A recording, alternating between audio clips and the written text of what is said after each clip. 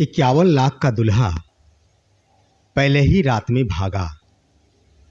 किसी गांव में एक लड़का होता है जो कि एक बहुत बड़े कपड़ा व्यवसायी का पुत्र होता है। वो लड़का अपने पिता का इकलौता बेटा होता है। धन संपत्ति भी उसके पास बहुत अधिक होती है और पढ़ाई लिखाई करने के बाद 21 वर्ष की अवस्था में अब वो लड़का अपने पिता के व्यवसाय में ही हाथ बटाना प्रारंभ कर देता है। इसका प्रमुख कारण ये होता है कि लड़का इकलौता होता है, उसके अन्य भाई नहीं होते हैं। उसके बाद 21 वर्ष की अवस्था होने के बाद उसकी शादी की बातें होती है और शादी के दरमियान उसके पिताजी द्वारा 51 लाख रुपए की डिमांड की जाती है दहेज के रूप में और शादी भी होती है। शादी होने के बाद हंसी खुशी से तमाम दूल्हा और दुल्हन अपने घर को चले आते हैं और कल होकर वो दिन, वो सुहाग रात की रात, जिस दिन आखिर वो लड़का क्या देखता है, उस लड़के के साथ क्या होता है, जिसके कारण वो लड़का अपनी नई नवेली दुल्हन को छोड़कर भाग जाता है सुहाग रात के दिन। नमस्कार, आदाब और दिल से प्रणाम आप तमाम दोस्तों को। मैं हूँ SK चौधरी और आपके बीच हाजिर हूँ एक सच्ची घटना की कहानी लेकर। साथियों, आज की ये सच्ची घटना है वो बिहार के पटना सिटी के बेगमपुर का है और बिहार के इस पटना सिटी के बेगमपुर की ये घटना एक अजीबोगरीब घटना इस रूप में है कि 51 लाख रुपए में शादी होती है, लेकिन वो लड़का अपनी दुल्हन के साथ सुहाग रात नहीं बना पाता है। वो लड़का बेगमपुर निवासी, वो लड़का का नाम होता है गणेश कुमार और एक लड़की होती है जो कि दुल्हन होती है, उसका नाम होता है पूजा कुमारी। गणेश बचपन से ही पढ़ने लिखने में काफ़ी अच्छा था, उसकी पढ़ाई लिखाई काफ़ी अच्छे ढंग से चल रही थी और मैट्रिक करने के बाद गणेश 11वीं क्लास के लिए गांव के बगल में ही एक कोचिंग संस्थान में अपना एडमिशन कराता है। अब उसी कोचिंग संस्थान में एक लड़की भी अपना दाखिला लेती है जिसका नाम होता है पूजा कुमारी। दोनों अब 11वीं क्लास में एक ही कोचिंग संस्थान में पढ़ना प्रारंभ कर देते हैं और धीरे धीरे उन दोनों के बीच बातें प्रारंभ हो जाती है। पहले पढ़ाई लिखाई की बात होती है, फिर धीरे धीरे समय बीतता है। 11वीं ख़त्म होकर जब 12वीं क्लास में वे दोनों जाते हैं तो फिर ये बात होती है दोनों के एड्रेस की कि आखिर वे दोनों कहाँ के रहने वाले हैं। एड्रेस बताने के क्रम में यह स्पष्ट हो जाता है कि दोनों अगल बगल के एक दूसरे के गांव के ही रहने वाले हैं और दोनों एक ही साहू समाज के बेटा एवं बेटी है। ये सुनने के बाद दोनों के रिश्ते और घनिष्ठ हो जाते हैं, दोस्ती में बदल जाते हैं। 1 साल दोनों के रिश्ते दोस्ती में रहते हैं। दोनों गणेश कुमार और पूजा कुमारी पढ़ाई लिखाई में भी एक दूसरे का सहयोग लेते हैं और देते हैं, कॉपियाँ लेते हैं, किताब देते हैं, बातें करते हैं। धीरे धीरे अब दोनों एक समाज के होने के नाते अब लड़का लड़की के घर भी पहुंचना शुरू कर देता है और लड़की वालों के अपना रिश्तेदार बताता है, यानी अंकल कहता है और घर का एक सदस्य बन जाता है। अब पूजा कुमारी और गणेश कुमार का रिश्ता यहीं पर नहीं समाप्त होता, दोनों का रिश्ता अब प्रेम में बदल जाता है। इंटर करने के बाद अब दोनों स्नातक कक्षा के लिए नामांकन लेते हैं और स्नातक कक्षा में दोनों का प्रेम इस कदर बढ़ता है कि अब लड़का दिन के सिवा रात में भी लड़की के घर पीछे के दरवाजे से होकर जाना प्रारंभ कर देता है।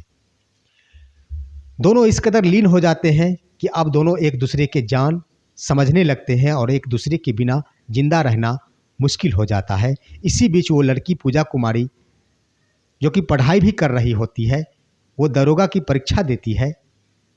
दरोगा की परीक्षा में वो PT परीक्षा में सफल भी हो जाती है और सफलता प्राप्त करने के बाद अब उनका सपना होता है कि मेरा एक और सपना है कि गणेश को अपना पति बनाना।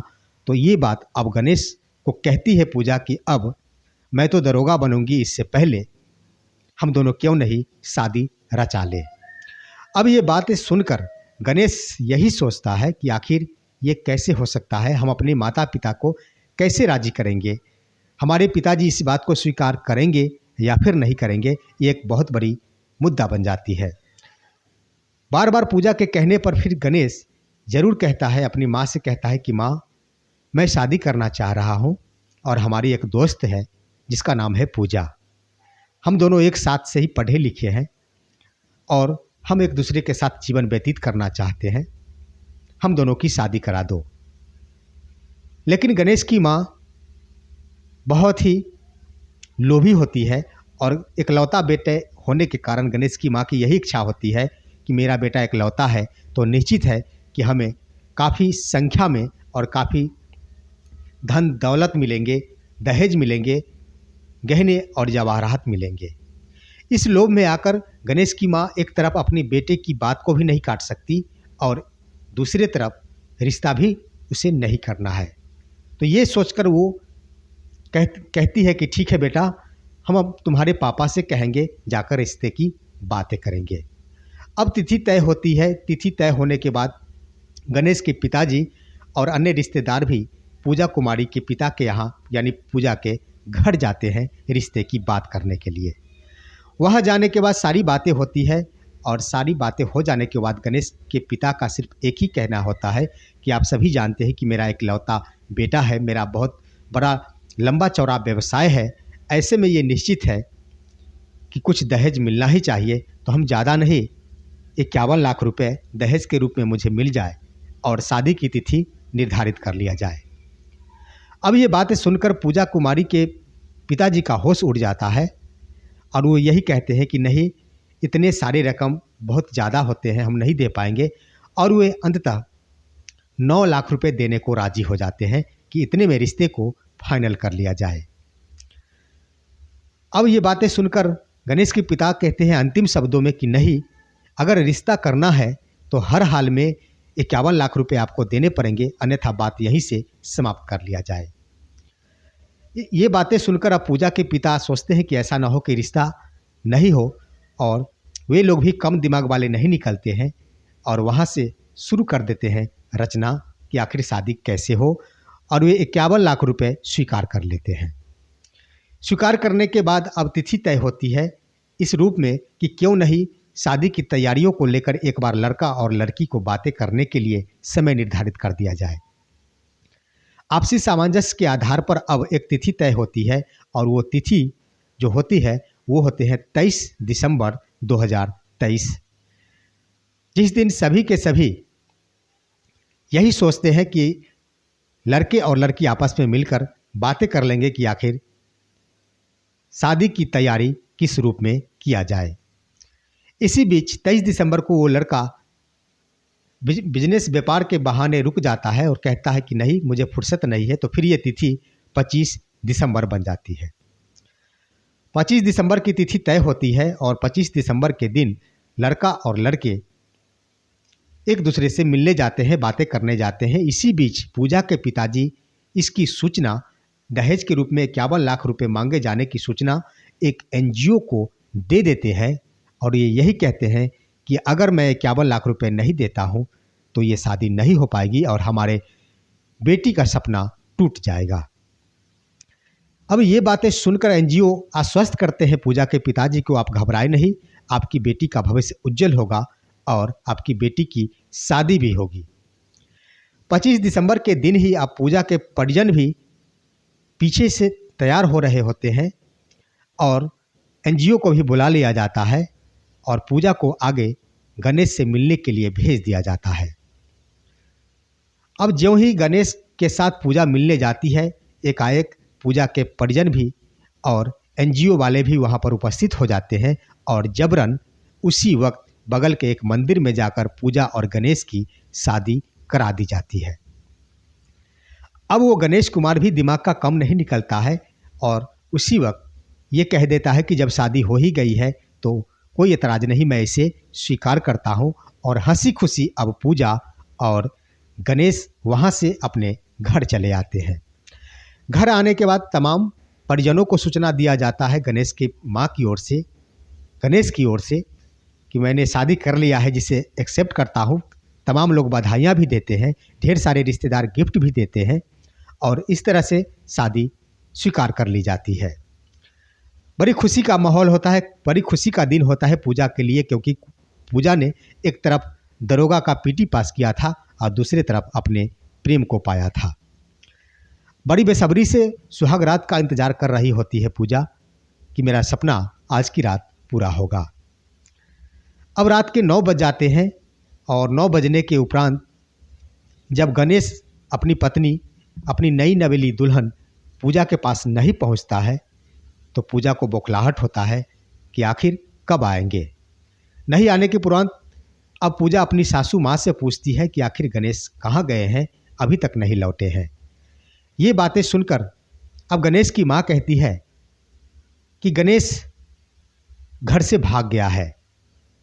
ये बातें सुनकर पूजा अचंभित हो जाती है और पूछती है कि आखिर ये क्या बात है। आखिर पूजा यही सोचती है कि क्या कारण हो सकता है। पूजा कहती है कि माँ जी, किस कारण से गणेश भाग गए हैं। बड़ी हंसी खुशी से हमको दुल्हन बनाकर लाए हैं और हम दोनों ने सपना सजोया है सुहागरात मनाने की, ऐसा नहीं हो सकता। पूजा को विश्वास हो ही नहीं रहा था, क्योंकि दोनों एक दूसरे के साथ मरने जीने की कसम खा लिए थे।